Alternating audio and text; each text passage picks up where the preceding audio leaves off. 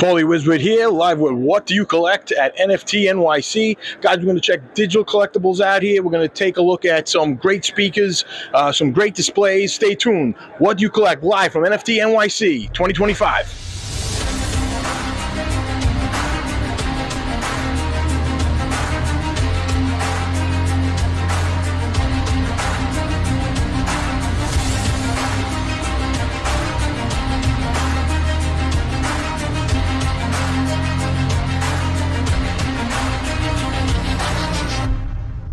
Right, here we are at the What Do You Collect podcast. We're here with Metal Warrior. We're going to find out a little bit about the NFTs, what you guys are offering, what are you selling, what are the collectors here, what are they in for, guys? How are we doing? Metal Warriors, welcome to NFT NYC. Thank you, man. Appreciate it, man. Thanks for having us.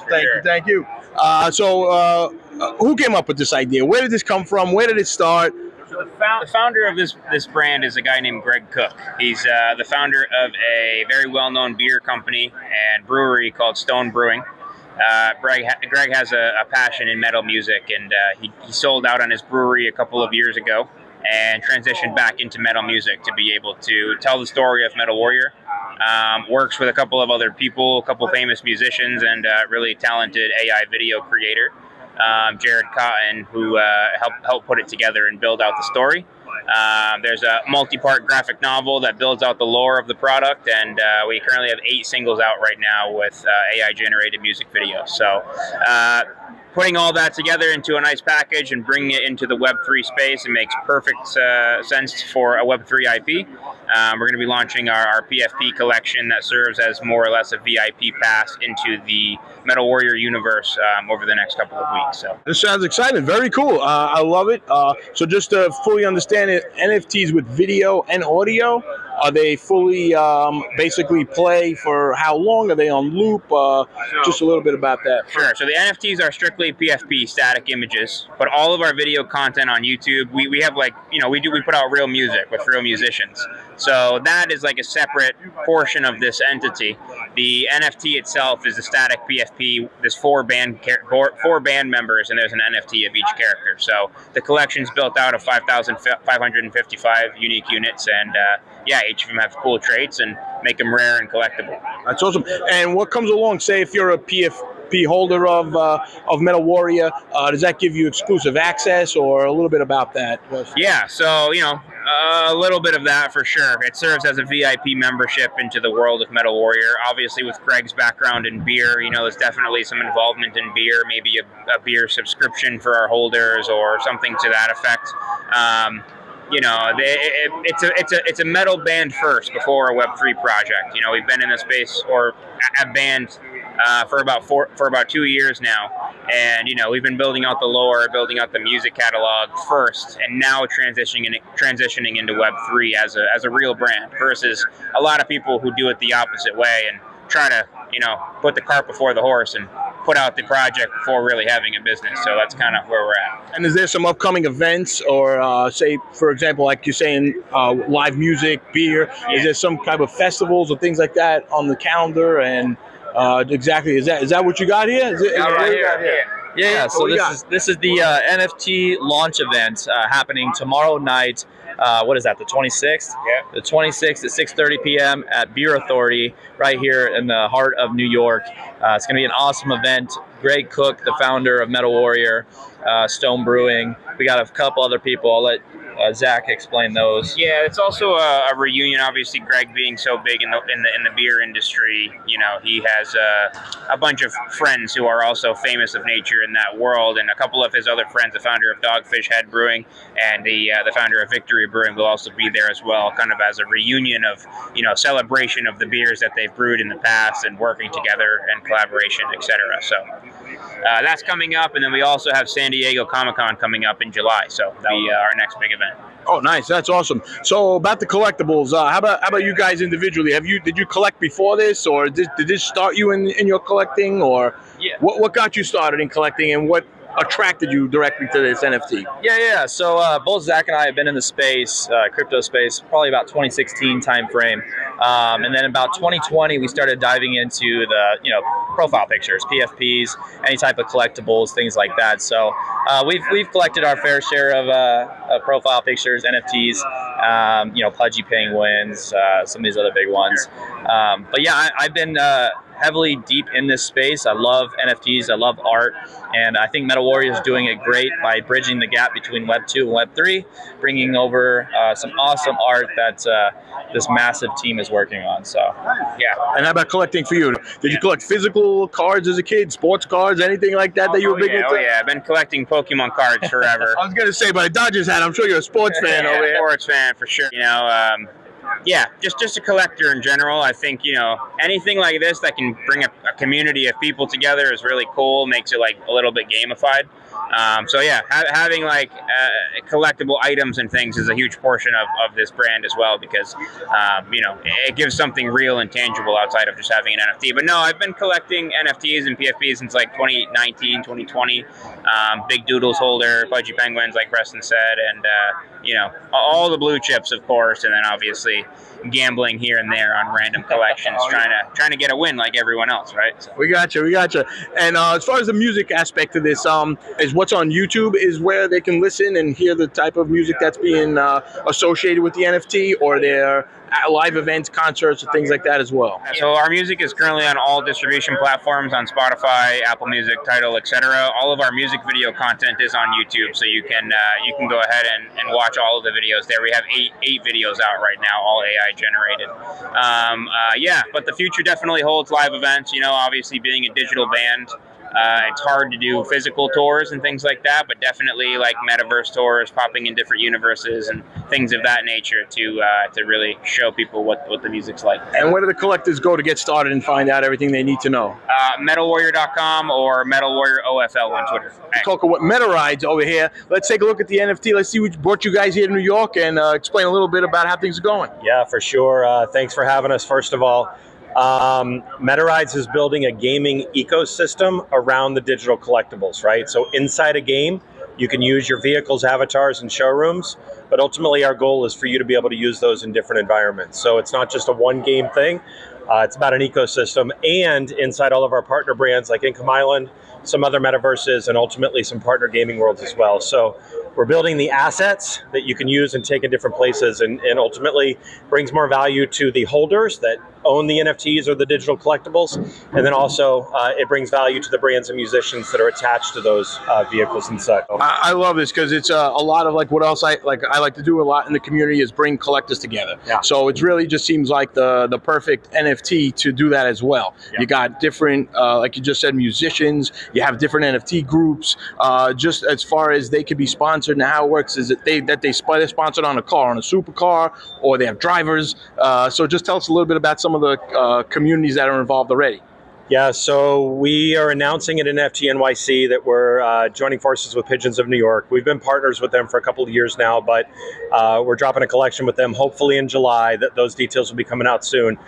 We just dropped a Rogue Bunnies collection, amazing brand of 70 plus legacy Playmates from the Playboy brand that have gone rogue, and we partnered with them, sold out of 6 different collectible mint buttons in less than a week. Most of them sold out the same night.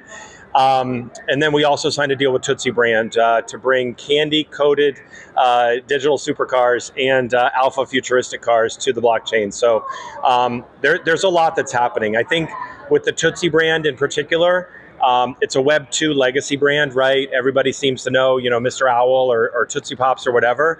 Our goal is to be able to use that candy brand in a huge way to be able to tell the story to other Web 2 companies to say, listen, this is real. It's a great way to get virtual exposure and ultimately generate something that your fans and collectors are going to want, right? So by being able to put the branding on the cars brings a lot of value to all aspects, but ultimately in the long run, you can imagine those Tootsie cars driving around 100 different metaverse worlds, 16 different games, for instance. It's just a lot of value that they don't have to worry about once that stuff's out there. So it's exciting. We're giving away Tootsie Candy at this event and kind of celebrating. They sent us a huge box that we're giving away, and I just love what we're building. It's like a marketing win-win-win in so many different directions, right? For the brands, the holders, for us, and then ultimately the gamer, with them in mind, with the idea that all of the vehicles and all of the assets can be used in different worlds. It basically takes care of somebody that might be a casual gamer, and then also somebody that might be more of a Steam gamer that wants to put in the sweat equity to earn things over time.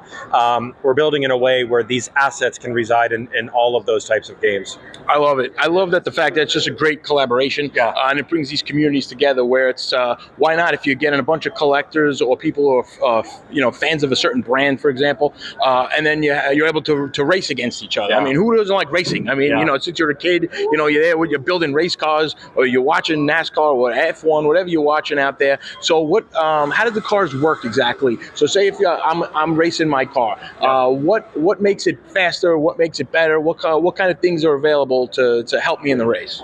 So first of all, we are very, very careful about pay-to-win models, right? We don't want you to come in with a whole bunch of money and all of a sudden nobody has a chance to race against you, right? So we do things as fair as possible. We start there.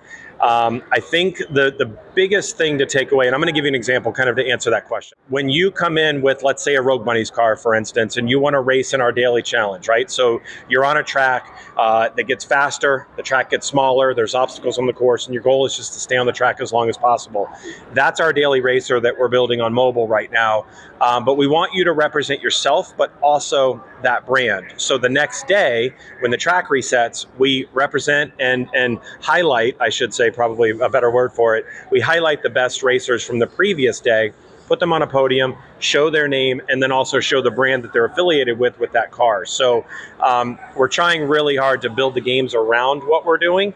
But to answer your question, it depends on the type of game, on what that looks like for each of the racers and each of the cars. Now, all this racing is in the metaverse, and where do they access these racetracks? How do they get on exactly and say, hey, I just purchased this car, now I want to see it run? Where do they go? The games are in production, so I don't want to pretend that you can take your car today and go into one of our games. There are demo cars that are inside Income Island. Their next update is going to have 11 different MetaRides vehicles, some of which are the Rogue Bunnies, and some other surprises I'll leave unnamed at this point. But there's going to be a world where when you purchase one of the vehicles, everything's on MetaRides.io. You'll be able to log in with your wallet, make a purchase. We do also, I think it's important for me to say that we're very, very conscious about not using too many Web3 terms. Everything is purchased with USDC, so we never scare away a gamer with a 0.02 price, for instance. And then we take it next level where if you want to do a social login, you can do that as well. Shout out to Dynamic XYZ and CrossMint for making those things possible with our platform.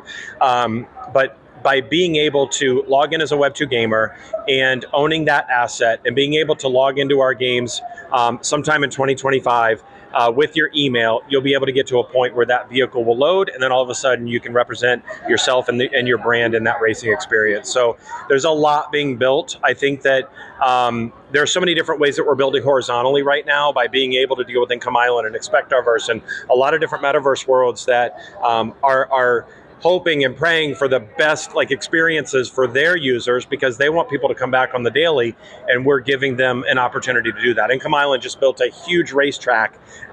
It's like an obstacle course that they call it, utilizing our vehicles, and I think that that's also going to be a way that they get DAUs or daily active users to come back, every single day or as much as possible. So we're trying really hard to be creative and also build something that's just so unique and exciting. I will say this.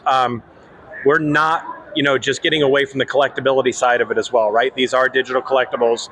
Within each of the collections, we do all sort of Easter eggs, or we had in each one of our mint buttons for the 4 vehicles that we had for Rogue Bunnies, we had one vehicle per collection that had an actual video on the car. So the wrap on the car was a video that had something to do with the brand or, the Rogue Bunny that we had on that particular collection. So we had video wraps, and it gets confusing in times because it's not just a video of the car, it's a video that's on the car, and it's crazy. So we do try to focus on the collectability side as well. We think that's mega important as we, continue to introduce Web3 brands to our ecosystem and ultimately, potentially, mashing up worlds with other Web2 brands. I appreciate it. They look so cool. They're awesome. Such a great collectible. Holder, by the way. Yes. Yes. And a holder. Yeah. I do own a Meteorites car. I think this is great. I think it's just a cool product. I love like the collabs and everything that you have going on with it. And there's additional purchases as well, right? As far as if you have a car, you can buy a driver. You can buy something that goes along with it. Just a little bit about those extras that come along. Yeah, with for sure. We have plans for the avatars. We have racing avatars out now. Those minted out for Rogue Monies as well. And then we have showrooms, right? So the showrooms give you an opportunity to display everything that you own. Again, different use case for different games, but the showrooms, there's little nuggets in there that people don't really know what they're used for yet, right? We have avatar display units. So you can be one avatar in the game, but if you want to own 10 different avatars for a certain brand, you can ultimately have them on display inside your showroom. So I think that it's important for building for today and the collectability aspect for today, but also building for the future, right? And we create things with a lot of different builds in mind because we want the showroom, for instance, to reside inside a mobile title, which might be look a little bit different than it would inside a Steam title, for instance. So there's a lot being built behind the paywall at MetaRides, but at the moment, it's about the collectability side and the partnership side. But we're bringing some pretty powerful brands together. I will say this, we've got Bitcoin cars that are coming. We've got more MetaRides cars that are coming. Unstoppable Domains was a partner that we had about almost 2 years ago now. We created a collection of supercars for them. We're going to be circling back right before the game is released to do more with Unstoppable. So shout out to Sandy Carter, COO Unstoppable. She's amazing. But we're just really, really doing everything that we can to build with the right brands and build the right way so everything that we're doing is sustainable. This is awesome. Thanks, Mike. I appreciate it. Guys, get in the driver's seat here and follow MetaRides. Come on. This is great. Take a look at it. And where can we find out some more information? MetaRides Inc. is the Twitter or X handle, and everything is at metarides.io. So super easy to find us. Appreciate it. Thank you so much, Mike. All right, here we are. What do you collect? Live from NFT NYC. We got a couple collectors over here. So what brings you guys out to the event? What's up? I'm ET. I'm here at NFT NYC 2025 to learn more about the space and check out some new cool projects. All right, and what brought you here, and what are you collecting? I already see you got yourself a collectible jersey on already. Yeah. It's from BSP. Just happy to be at NFT NYC. I think it's a very underrated event. I think anyone who's interested in blockchain should be making an effort to be here. Mm-hmm. And what was your first digital collectible that brought you into the NFT world? First was a digital Funko Pop, if you can believe that. So Funko Pop released the digital NFT, and that's what brought me into the whole NFT world. And what got your attention from there? What kept you going? What are you into? What really got your passion? From there, I was fortunate enough to find the rabbit hole into my way to OpenSea.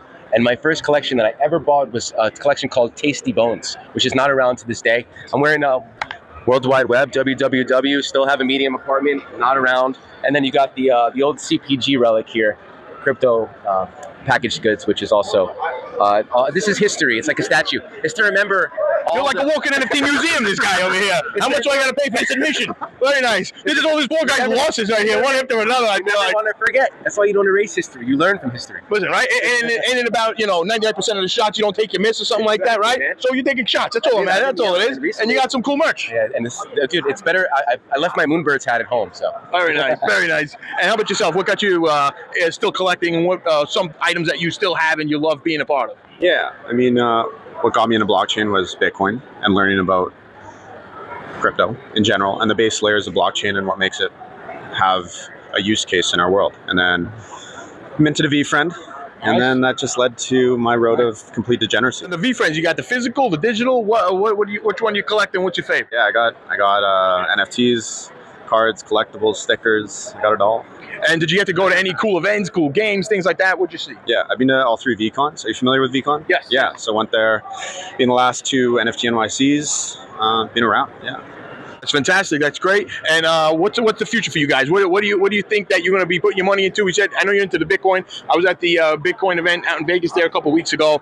Just some great stuff at the Bitcoin conference. What do you guys? Are you heavy into that or? V-Friends, super fractors. There we go. This guy's ripping packs over here, right? No, where are you tracking them down? Where are you getting them? I have a Teenage Mutant Ninja Turtle still in the box from when I was a kid. I'm that guy. Oh, nice. So I just have these boxes. I probably won't touch them. Nice. I got some old Compete and Collect boxes too I haven't opened, but Awesome. Or maybe one day. I hear those boxes are selling like at double the price now. Those chrome boxes, something like that. They came out. Are crazy. Right? The It's lots of sapphire fun. ones are going to be even more exclusive. So I would definitely. When do they come out? Mid to late July. Mid to late July, they should ship. Don't so. but just check out the VFriends sites for all that. All right, stay here with our collectors. Keep following and keep watching What Do You Collect?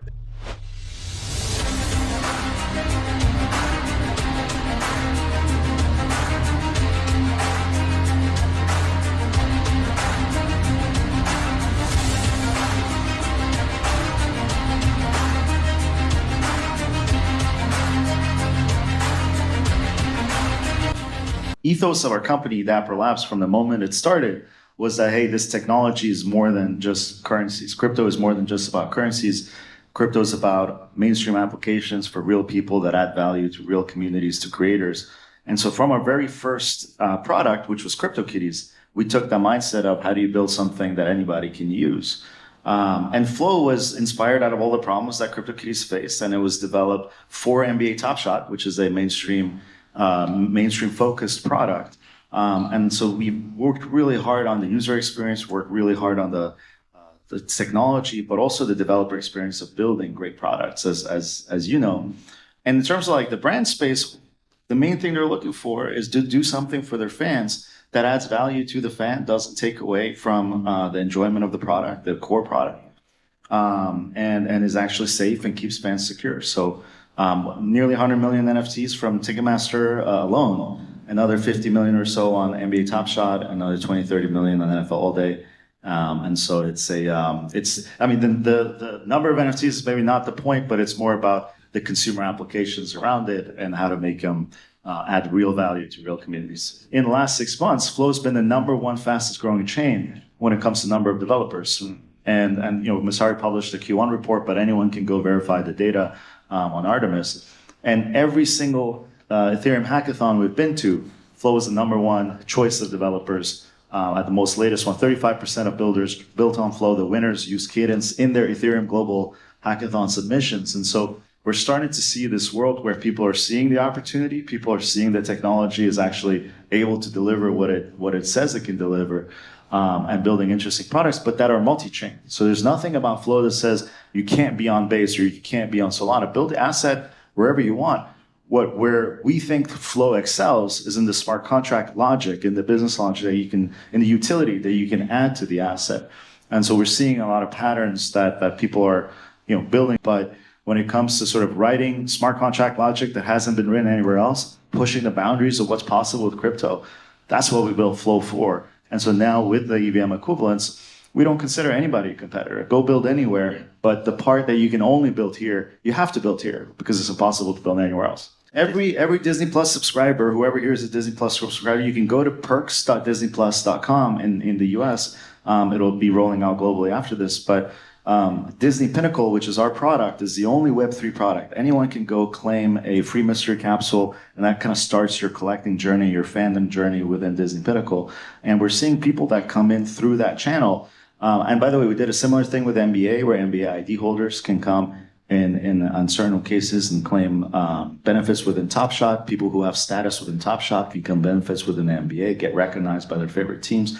And so kind of bringing these things together in an open format where the partner is excited about it because we, as Dapper Labs, we're adding value to their communities, but also doing it in a way that's transparent, doesn't rely on sort of data sharing agreements, et cetera, and is kind of fully decentralized. So it's projects like that. I mean, the ironic part of mainstream adoption won't be televised is we're doing a lot of things that are televised, whether it's the NBA stuff, whether it's the Disney stuff, but it's kind of behind the scenes where users are coming in, having fun, interacting with other fans, and not thinking to themselves, oh, this is crypto or blockchain or NFTs under the hood. But everyone's got a wallet, and our goal is to put a wallet in every NBA fan's pocket, every Disney fan's pocket, and then start building applications that add so much value that they're going to connect that wallet into a decentralized wallet, non-custodial wallet, start piping in their stable coins, using it as the sort of the hub for their digital lives. And I think it starts slow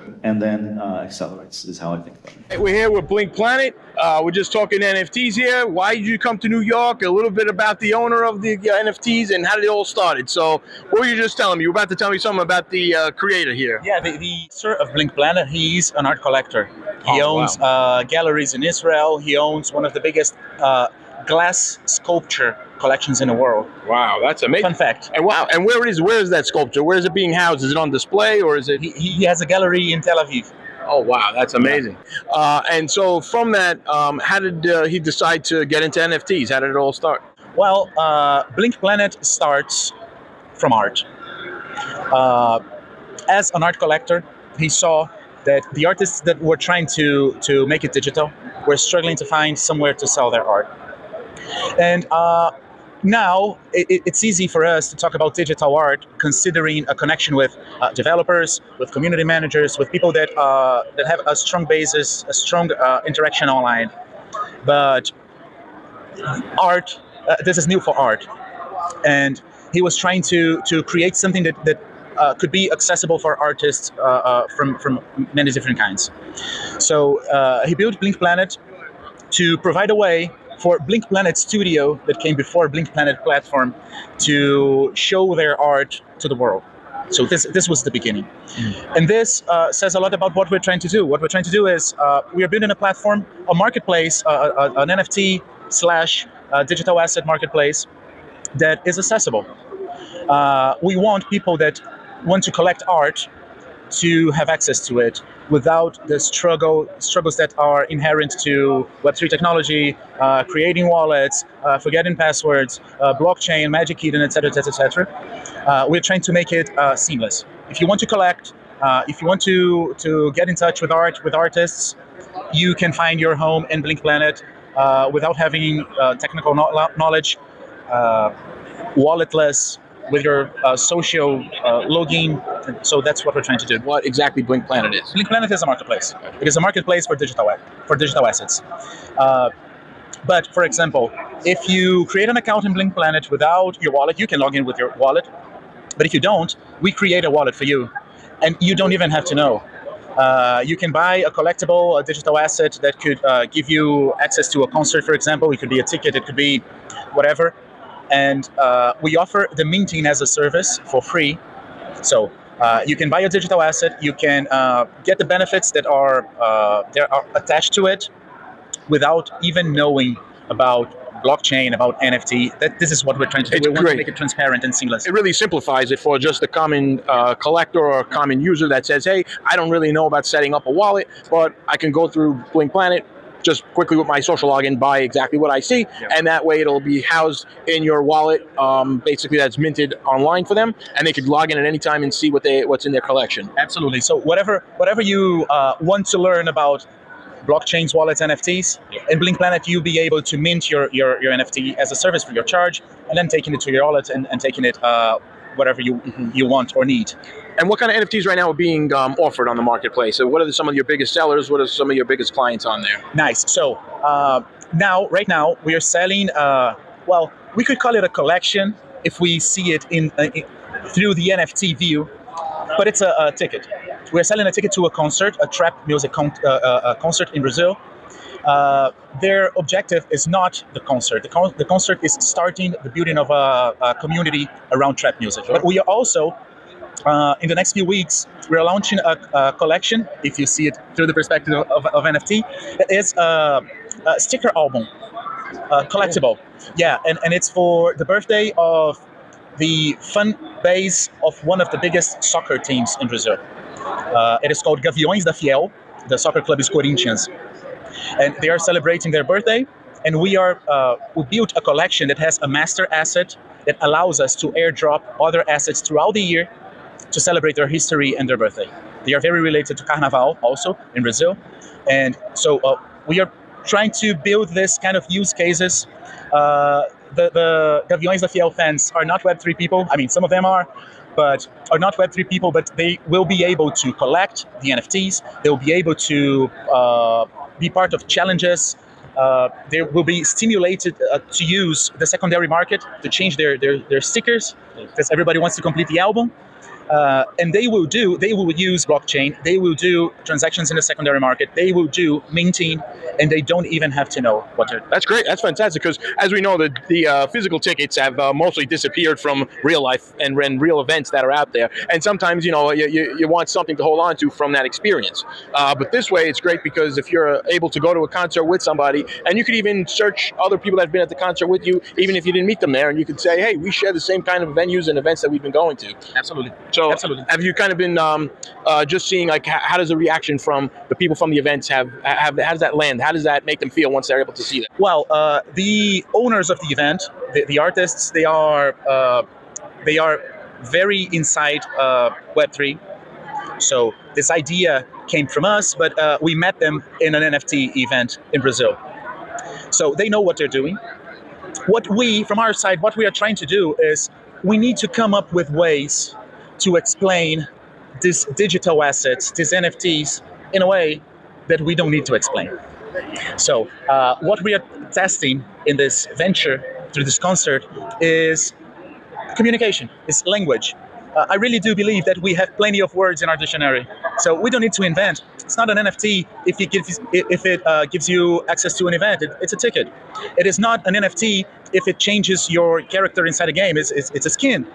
So what I think is we are trying to explain a very complicated thing in a very complicated way, and this will not help people get to use and benefit from Web3 technology. It's one thing to explain, how something works if you want to go into the deep discussion of it. But it's great that you're really simplifying it and making it that the average fan or the average concert goer could just go on, collect something without them getting the backstory on exactly what it translates to digitally. Where could someone go to find out some more information? Where do they go to direct exactly to sign up and see what you guys have to offer? Good. Go to blinkplanet.com.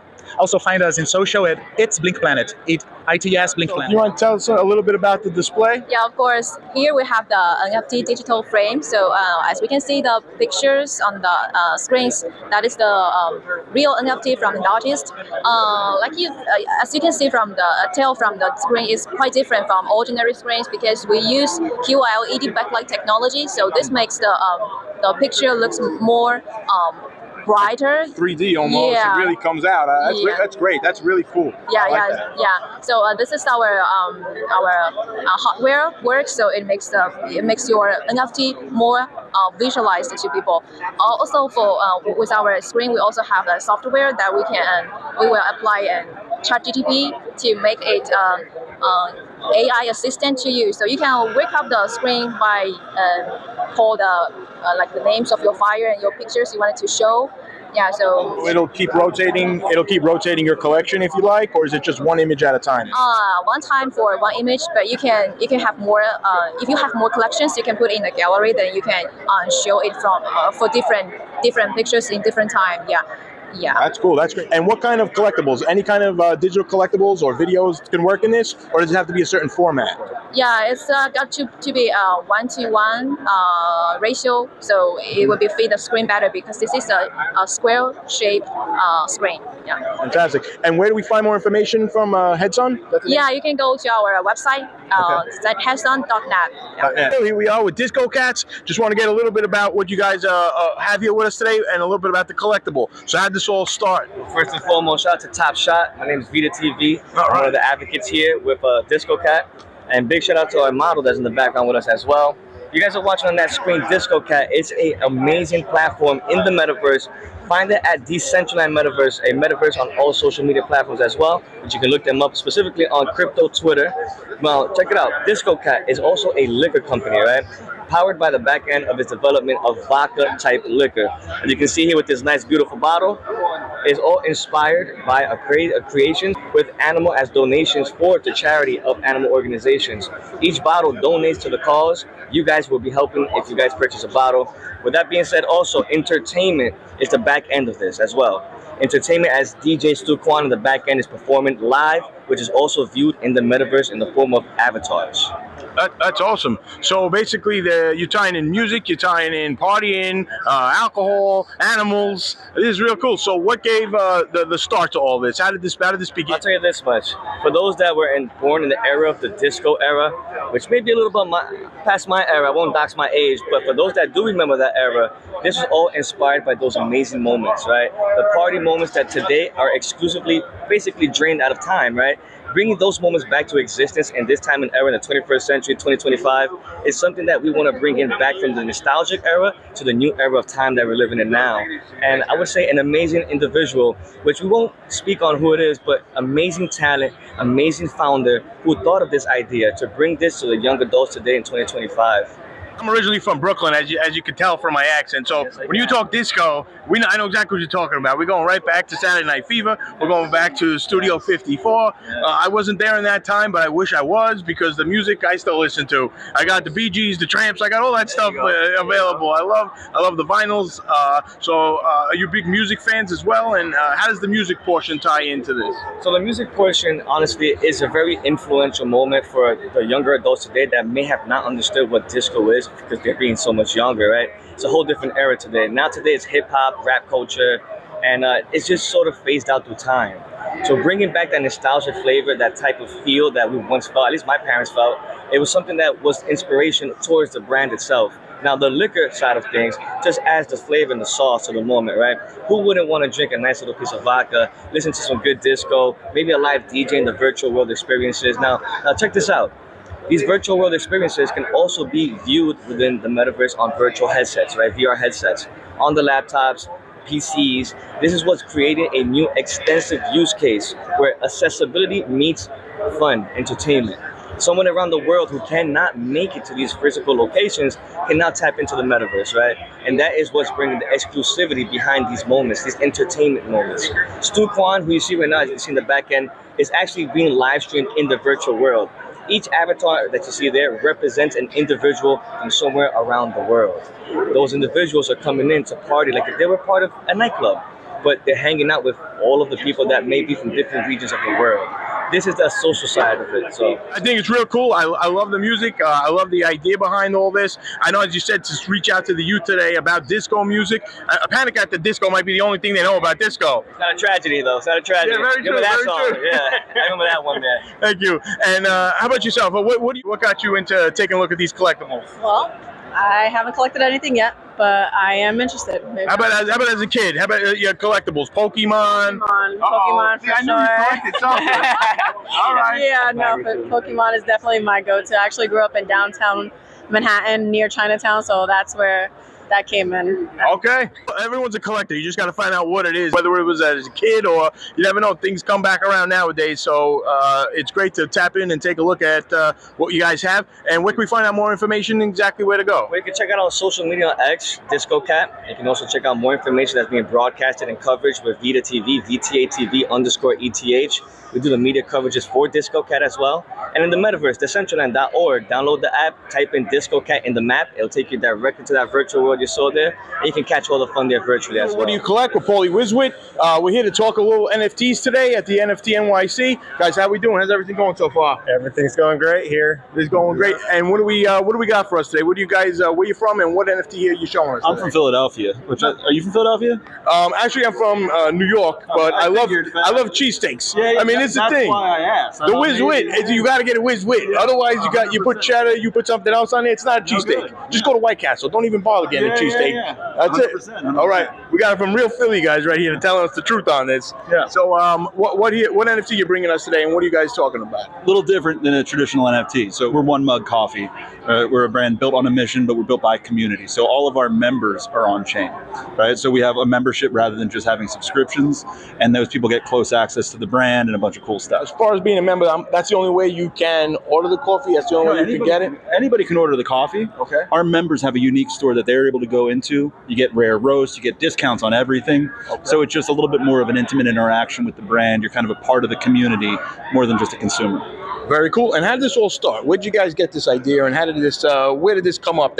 Let's get into the collectibles world. Oh, sure, yeah. Well, I've been in crypto ever since 2016, 15, but we met between through another investment, another company, and then we broke off, had this idea, and did one on our own. So yeah, we really started collaborating the idea together, and Bryn knew a lot about coffee because of the restaurant business he was in, and I knew about blockchain, and so it was a perfect match, and then we really went from there. And that's really one of the cool things that come along with the NFTs and the collectibles. It provides a community as far as where you can reach out and where you can get like-minded people that like the same thing. Otherwise, it's hard to say go find somebody who could get that order of something that you like.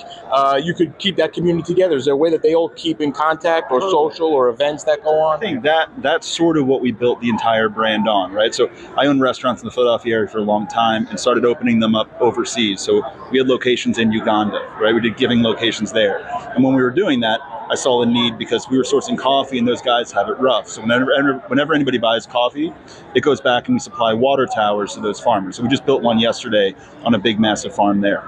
But on the community side, I totally agree.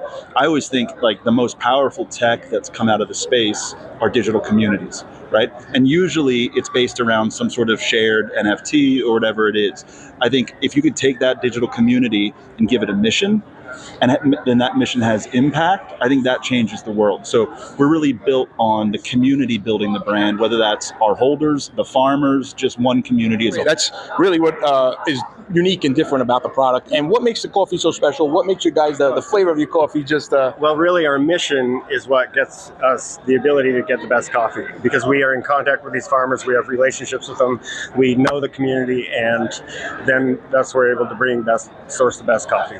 And so, I think it's also it's a cool time, right? Because blockchain's happening, and now AI is taking over in a way that wasn't existent 5 years ago. And what we've done, even in the product itself, is really use that craftsmanship, right? Our master roaster is amazing, but we also use AI to really figure out what that bean should be roasted like. So the product is unreal, and I don't think it could have been possible had we not had those tech advances. And then number two is, we don't put them in bags, right? We use tins, and those tins are able to be resealed. They have much cooler design. They're better on your shelf.